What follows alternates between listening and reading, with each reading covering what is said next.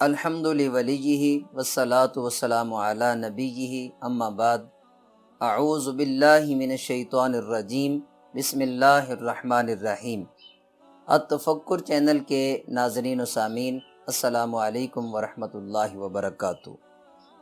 آج میں آپ احباب کے سامنے رمضان المبارک میں روزے کے حوالے سے کچھ ضروری مسائل عرض کرنا چاہتا ہوں، جس پر بہت سارے احباب نے ٹیلی فون کے ذریعے، میسیجز کے ذریعے مختلف مسائل پوچھے اور سوالات کیے۔ میں چاہتا ہوں کہ میں آپ کے سامنے ان کے جوابات رکھوں تاکہ سننے والے سامعین کو زیادہ سے زیادہ اس کا فائدہ ہو سکے۔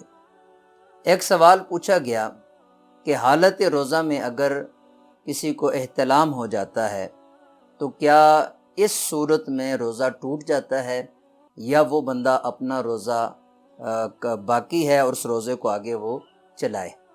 تو اس صورت میں عرض یہ ہے کہ اگر نیند کی حالت میں کسی پہ غسل فرض ہو جاتا ہے تو اس سے اس کا روزہ ٹوٹتا نہیں ہے، بلکہ شرعی طور پر اس کے لیے یہ حکم ہے کہ وہ اپنے روزے کو جاری رکھے اور فی الفور غسل کر لے۔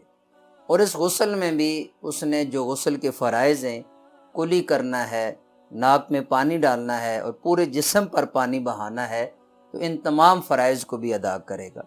لیکن حالت روزہ میں احتیاط اس چیز میں ہم نے رکھنی ہے کہ غرغرہ نہیں کرنا، اور کلی کی حالت میں ہم نے بہت زیادہ گلے کے نیچے پانی لے کر نہیں جانا، اور جب ناک میں پانی ہم ڈالیں گے تو اس چیز میں ہم نے احتیاط کرنی ہے کہ سانس اوپر نہیں کھینچنا تاکہ پانی جو ناک کا نرم حصہ ہے اس سے اوپر نہ جائے۔ روزے میں اس کی احتیاط کرنی ہے۔ اس کے بعد ایک مسئلہ پوچھا گیا کہ اگر سحری میں کسی کی آنکھ نہیں کھلتی، وہ سویا رہتا ہے اور سحری کا وقت گزر جاتا ہے اور رمضان شریف کا روزہ فرض ہے، تو آیا اس بندے کا روزہ ہوگا یا نہیں ہوگا؟ وہ روزہ توڑ دے، کھانا پینا شروع کر دے، یا رمضان المبارک کے اس روزے کو آگے جاری رکھے؟ تو اس کے لیے عرض یہ ہے کہ رمضان شریف کے روزے کے لیے سحری کا کرنا یہ لازم نہیں ہے۔ اگر کسی کی آنکھ سحری کے وقت نہیں کھلتی تو وہ بندہ نصف النہار سے پہلے روزے کی نیت کر لے اور اپنا روزہ جاری رکھے تو اس کا روزہ ہو جائے گا۔